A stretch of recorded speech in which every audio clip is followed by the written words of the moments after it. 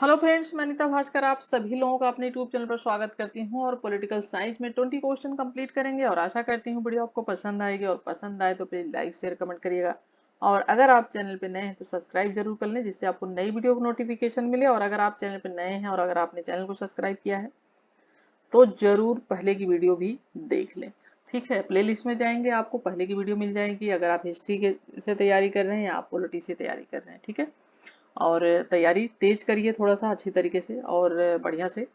और खुद भी सेल्फ स्टडी भी जरूर करें, प्रैक्टिस से रात ही करें, जितना हो सकता है उतना जरूर कोशिश करें। ठीक है, तो चलिए शुरू करते हैं और फर्स्ट क्वेश्चन पे चलते हैं। फर्स्ट क्वेश्चन है, लुसियन पाई ने राजनीतिक विकास में संकट की कुछ अवस्थाएं बताई है। तो लुसियन पाई ने जो पॉलिटिकल डेवलपमेंट है उसके विकास में संकट की कुछ जो है अवस्थाएं बताई, उसमें से कौन सा है जो उस अवस्था से संबंधित नहीं है। ठीक है, यथा संकट, औचित्य का संकट, वितरण का संकट या मूल्य संकट। राइट ऑप्शन आपका डी हो जाएगा, मूल्य का संकट। ठीक है, तो लुसियन पाई ने राजनीति विकास की जो अवधारणा है उसका पहले उसने गहन रूप से अध्ययन किया और उसके बाद उसने निष्कर्ष निकाला। ठीक है, कि राजनीतिक जो विकास है यानी पॉलिटिकल डेवलपमेंट है संस्कृति का विसरण और जीवन के जो पुराने प्रतिमान हैं उनकी जो प्रतिमानों को नई मांगों के साथ, ठीक है, जो पुराने प्रतिमान है उनको नई मांगों के साथ क्या करना है, अनुकूल बनाना और उनके साथ मिलाना और सामंजस्य, ठीक है, बैठाना है। ठीक है, ये सारी चीजें और इसके अर्थ का विवेचन करते समय लुसियन पाई ने राजनीतिक विकास को जनसंख्या व्यवस्था की कार्यक्षमता और जो संरचनाएं हैं उसके आधार पर उसको परिभाषित किया है। ठीक है, और राजनीतिक विकास की तीन विशेषताएं समानता, क्षमता और विभिन्नीकरण से होता है। ठीक है, क्या क्या बताया है, समानता, ठीक है, यानी इक्वलिटी, क्षमता यानी कैपेसिटी और विभिन्नीकरण। ठीक है, ये बताई है उसने तीन विशेषताएं। और राजनीतिक विकास में जो संकट की अवस्थाएं वो है ए, बी और सी। ठीक है, क्या नहीं है, मूल्य संकट नहीं है। चलिए नेक्स्ट है, निम्न युग्मों में से कौन सा एक सही है। La Palombara the political system, David Easton an introduction to the comparative government, W Andrews constitution and constitutionalism, Jean Blondel में फ्रेमवर्क फॉर पॉलिटिकल एनालिसिस। ठीक है, ये ठीक है। और इसमें से क्या पूछा है कि कौन सा निम्न युग्म से कौन सा है जो एक सही पूछा है। ठीक है, यानी इसमें से सिर्फ एक सही है और राइट जो आपका ऑप्शन हो जाएगा सी, यानी W G Andrews constitution and constitutionalism, ये है किसकी, ये है एंड्यूज की। ठीक है, और ला पोलम्बरा की है political within nations, David Easton की है the political system a framework for political analysis. ठीक है, और जीन ब्लांडेन की है in introduction to the comparative government, ये है किसकी, जीन ब्लांडेन की है। ठीक है, इनकी है ये जीन ब्लांडेन की।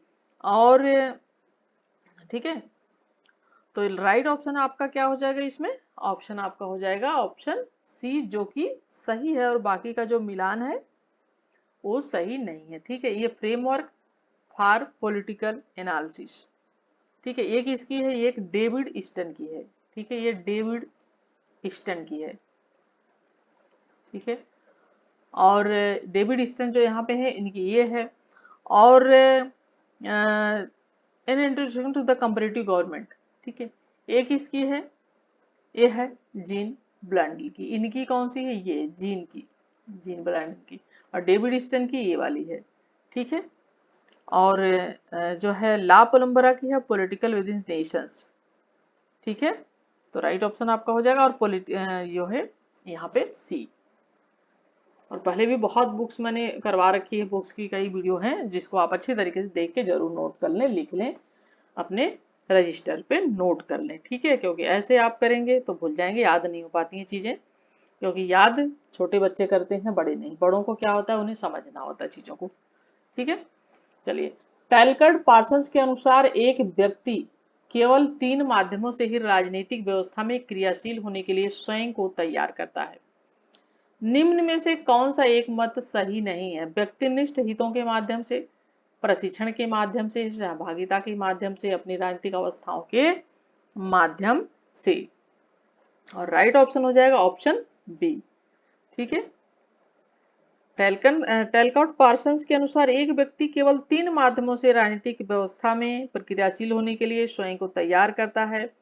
व्यक्ति निष्ठ हितों के माध्यम से, सहभागिता के माध्यम से और अपनी राजनीतिक अवस्थाओं के माध्यम से। राइट ऑप्शन हो जाएगा प्रशिक्षण के माध्यम से, जो कि ठीक है सही नहीं है, ठीक।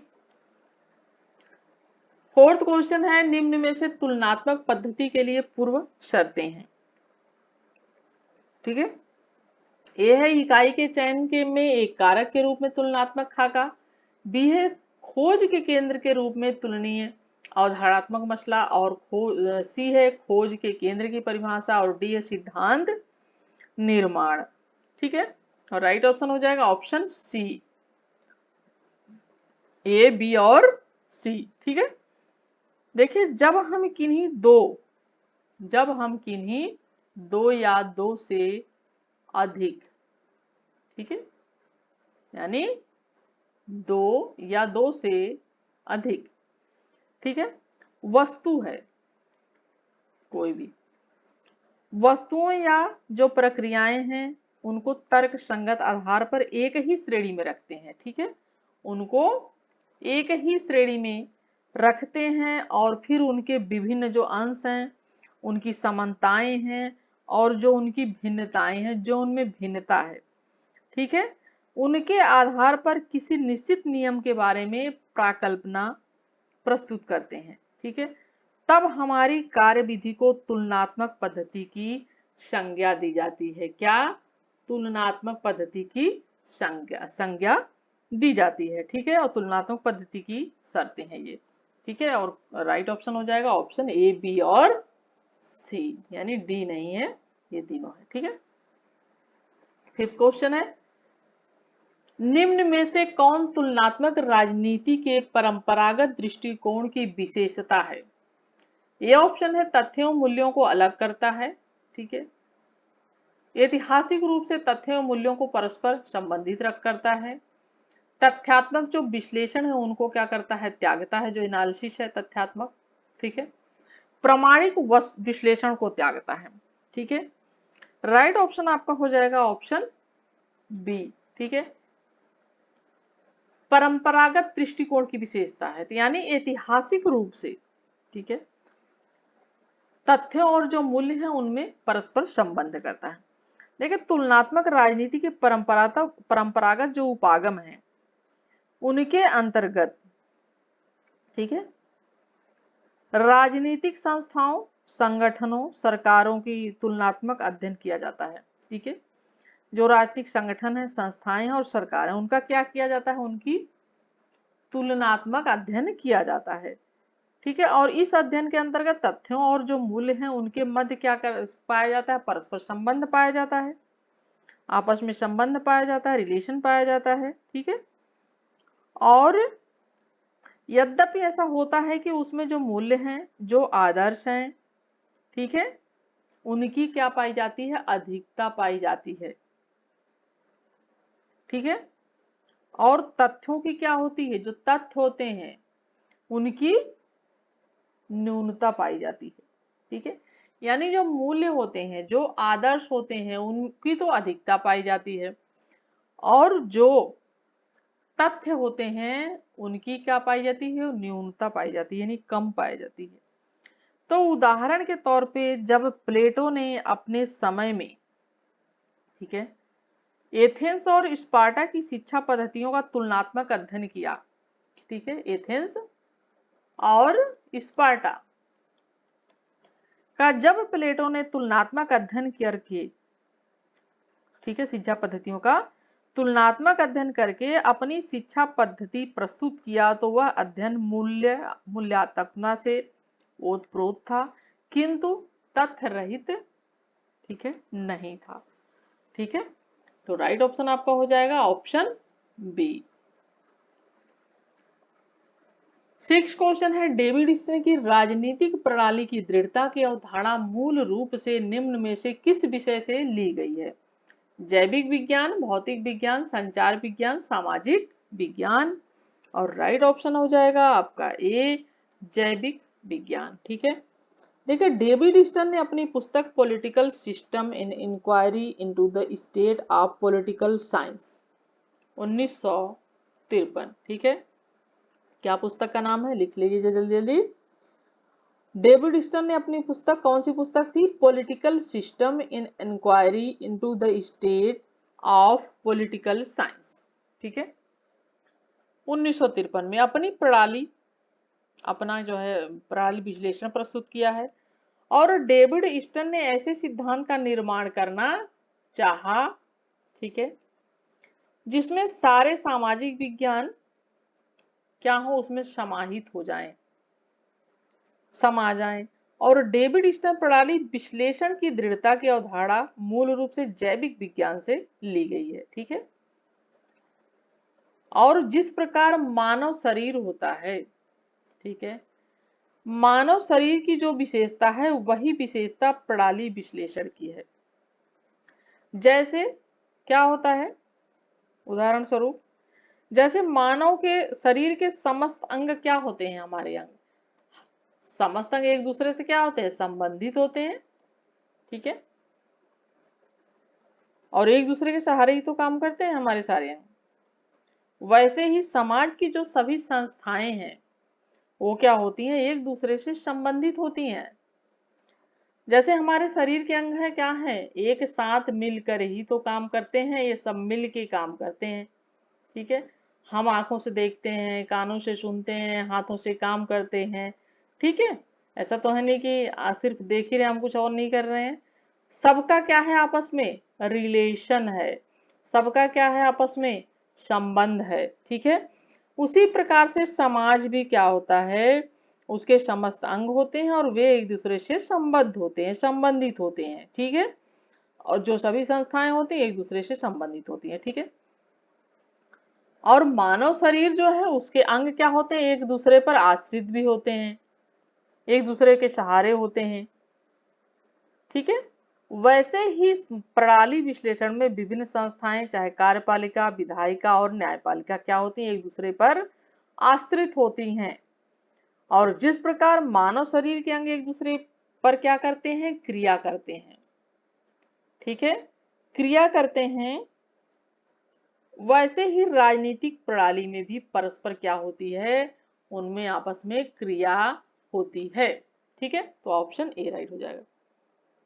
7 क्वेश्चन, डेविड स्टन ने व्यवस्था की सृजनात्मक अवधारणा को किस पुस्तक में प्रस्तुत किया है? ठीक है,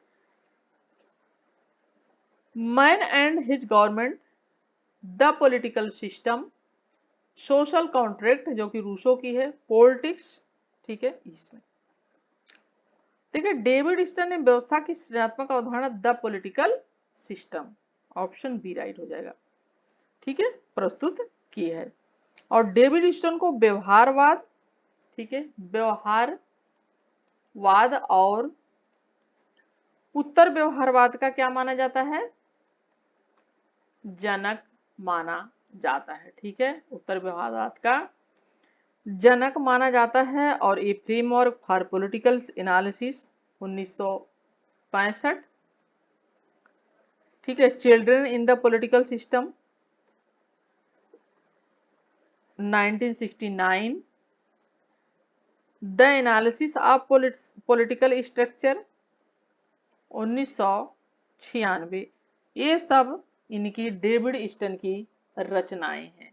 ठीक है, तो राइट ऑप्शन आपका क्या हो जाएगा, ऑप्शन यहाँ पे बी हो जाएगा। चलिए, स्टन का वैचारिक ढांचा,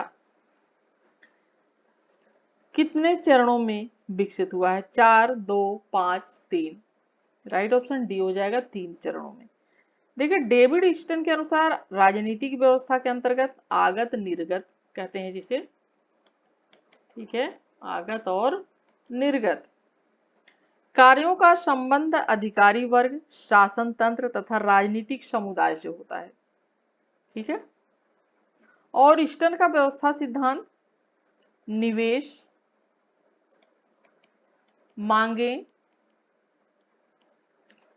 ठीक है, तथा निर्गत के आधार पर पर्यावरण में राजनीतिक पर्यावरण क्या करता है? अंतः क्रिया करता है।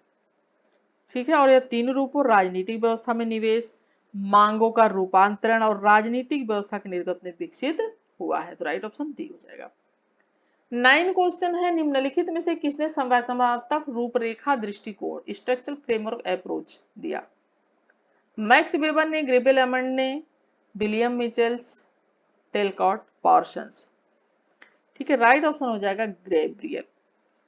ठीक है, तो ग्रेब्रियल एमंड जो थे एक अमेरिकी राजनीतिक वैज्ञानिक थे, अमेरिकी थी ये, ठीक है, यूएसए के थे, जिन्हें तुलनात्मक राजनीति,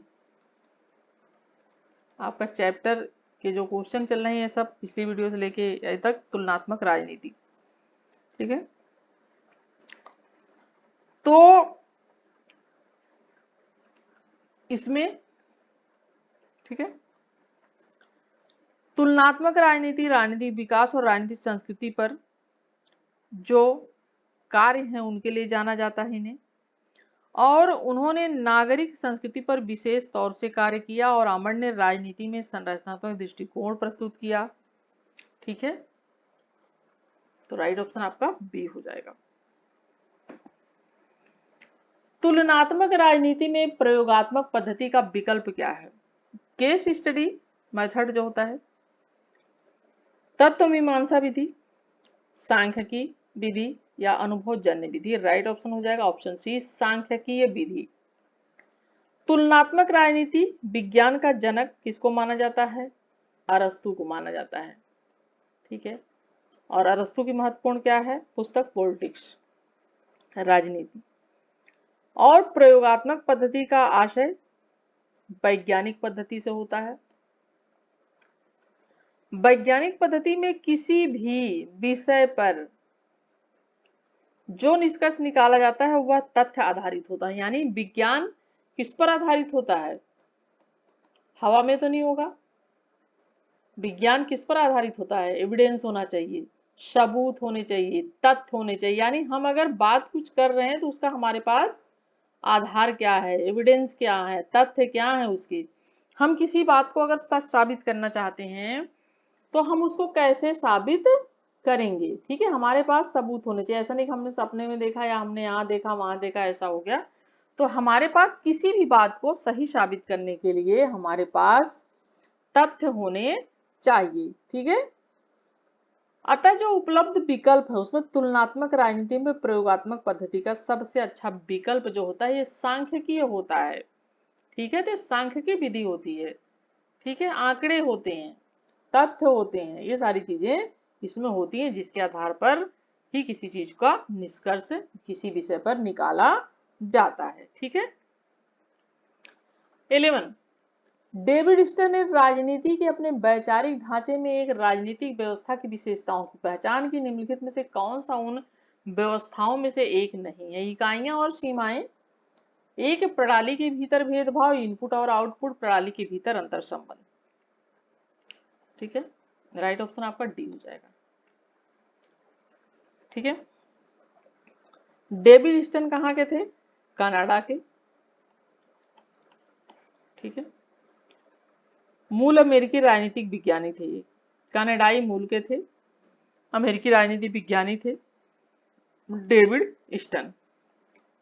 और इनकी रचना है, ठीक है, एन अप्रोच, ठीक है, an approach to the analysis. ठीक है,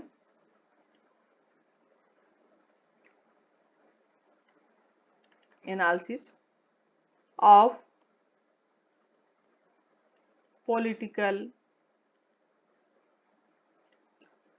सिस्टम। ठीक है, सिस्टम कब की? 1957। क्या है? An approach to the analysis of political system, 1957 की। इसके अंतर्गत राजनीतिक प्रणाली की अवधारणा को प्रस्तुत किया। और इनकी दूसरी पुस्तक थी, ठीक है, ए फ्रेमवर्क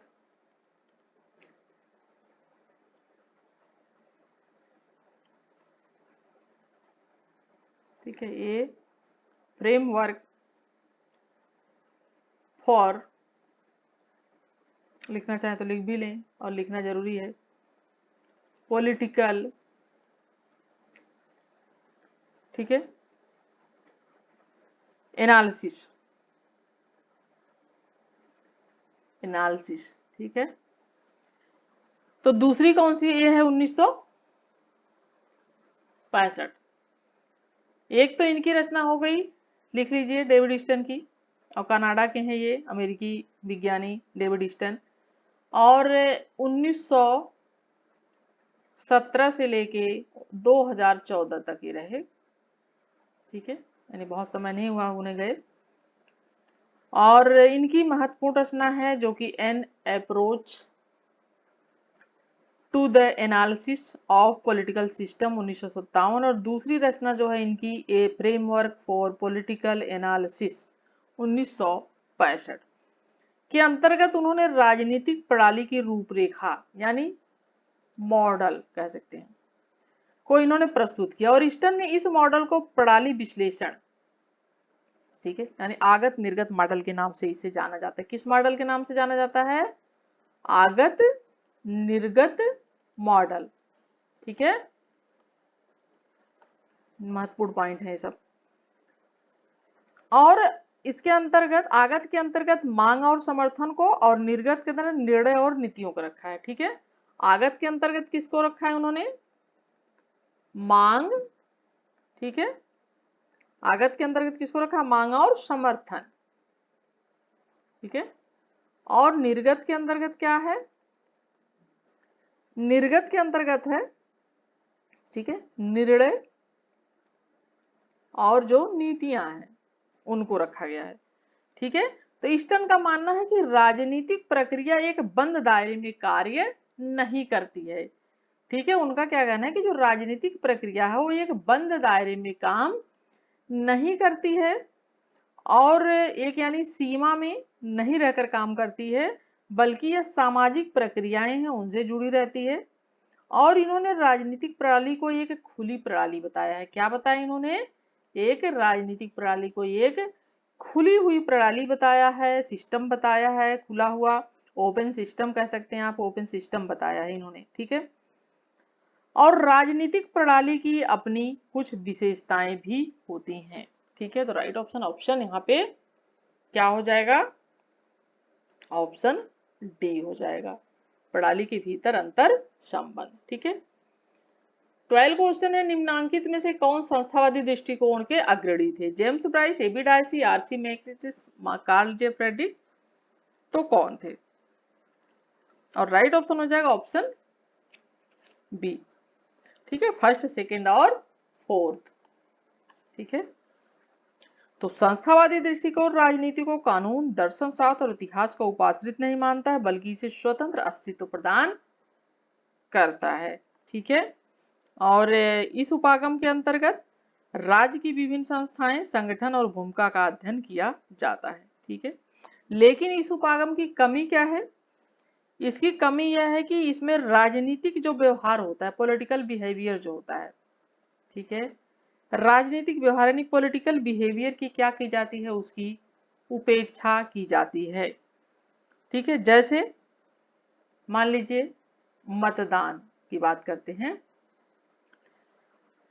मतदान व्यवहार के बारे में यह उपागम अपना मत प्रस्तुत नहीं करता है, अर्थात इसमें जो अनौपचारिक समूहों की भूमिका, उनकी व्याख्या नहीं की जाती है।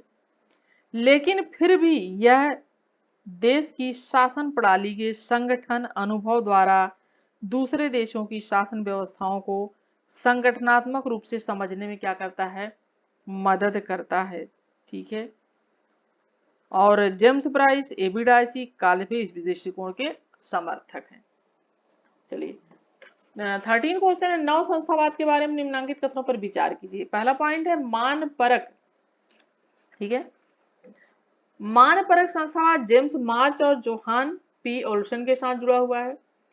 मान परक संस्थावाद संस्थाओं को प्रोत्साहन और विघटन के सामूहिकरण के रूप में देखता है जो व्यक्तिगत चयन को प्रभावित करते हैं। राइट ऑप्शन यहाँ पे ये हो जाएगा, केवल फर्स्ट सही है। ठीक है, ठीक है। 14 क्वेश्चन है, अपनी पुस्तक के फ्रेमवर्क ऑफ पॉलिटिकल एनालिसिस में डेविड ईस्टन ने राजनीतिक जीवन को माना है। क्या माना है? हमने इस क्वेश्चन को, काफी क्वेश्चन डेविड ईस्टन के इर्द गिर्द घूमते हैं और जो क्वेश्चन आ रहे हैं ये बहुत इंपॉर्टेंट क्वेश्चन हैं। कुछ क्वेश्चन ऐसे हैं जो 2020 में आए भी हुए हैं। ठीक है, तो ये क्वेश्चन बहुत इंपॉर्टेंट है। देखिए, ठीक है, प्रक्रिया की व्यवस्था, पैरापॉलिटिकल व्यवस्था, व्यवहार की व्यवस्था, सह परिवर्तित व्यवस्था, और राइट ऑप्शन क्या हो जाएगा? ऑप्शन सी हो जाएगा, व्यवहार की व्यवस्था। अभी हमने पिछले क्वेश्चन में डिस्कस किया था, तो इसके बारे में बहुत ज्यादा डिस्कस नहीं करूंगी। ठीक है, चलिए, क्योंकि टाइम काफी निकलता जा रहा है।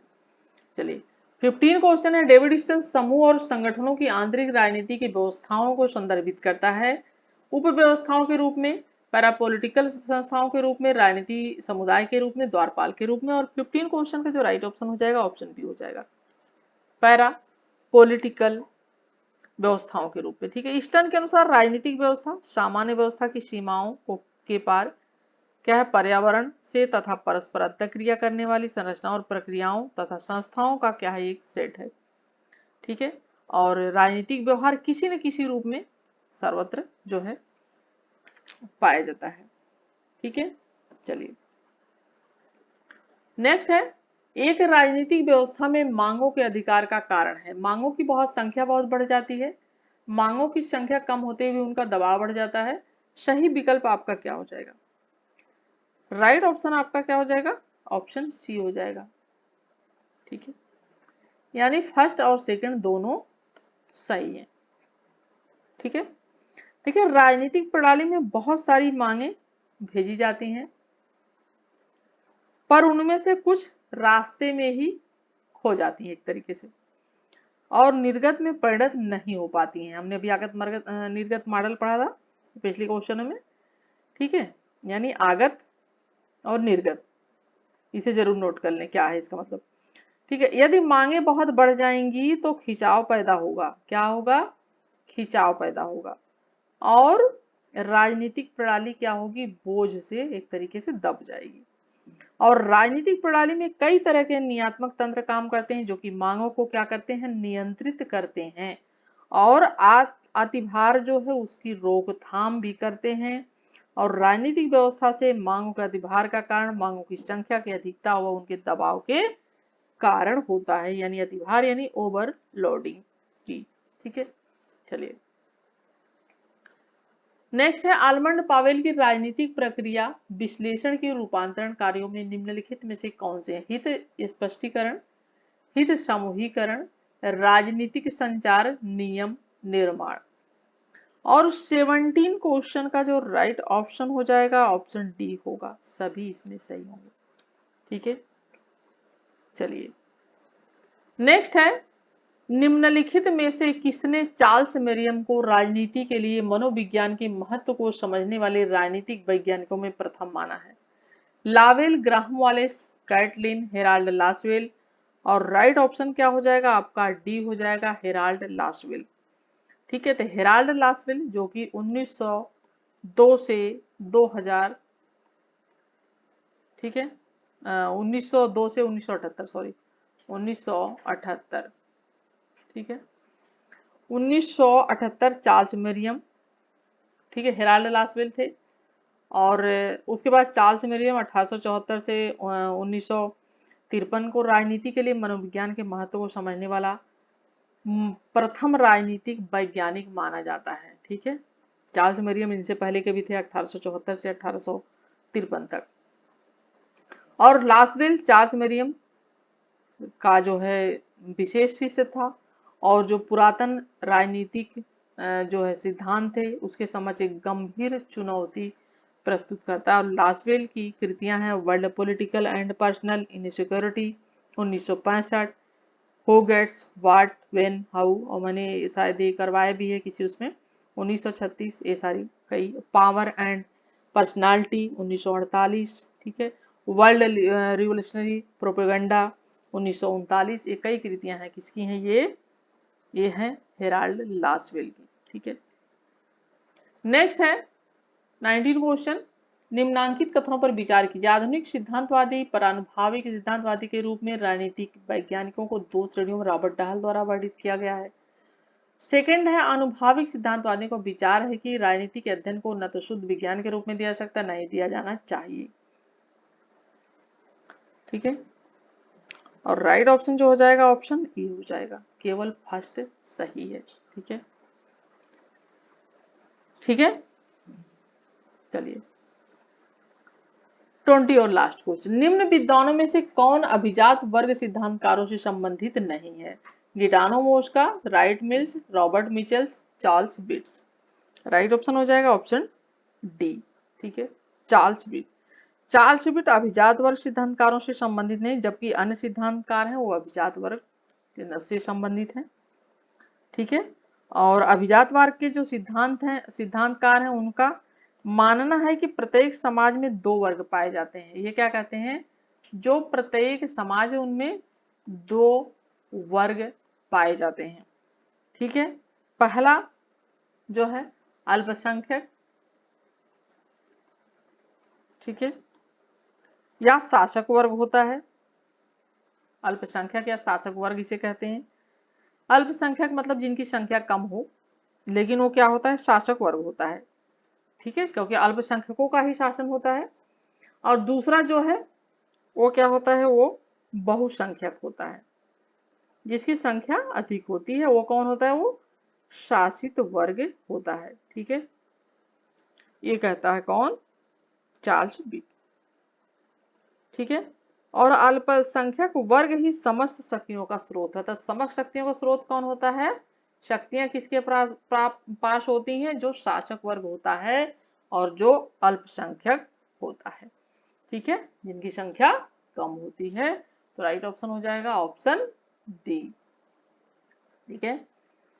और 20 क्वेश्चन कंप्लीट होते हैं और आशा करती हूँ वीडियो आपको पसंद आई होगी, और पसंद आई तो प्लीज लाइक शेयर कमेंट करिएगा, चैनल पे नए हैं तो सब्सक्राइब कर लीजिएगा। नेक्स्ट वीडियो मिलती हूँ, और थोड़ा सा घूम के आने के बाद थोड़ा थकान भी हो गई है, तो मैं फिर वीडियो बनाती हूँ आपको। और अच्छी तरीके से अपनी तैयारी करें और लगे रहें, मस्त रहें, खुश रहें, ठीक है। चलिए नेक्स्ट वीडियो मिलती हूँ आप सभी से, तब तक के लिए thank you for watching video.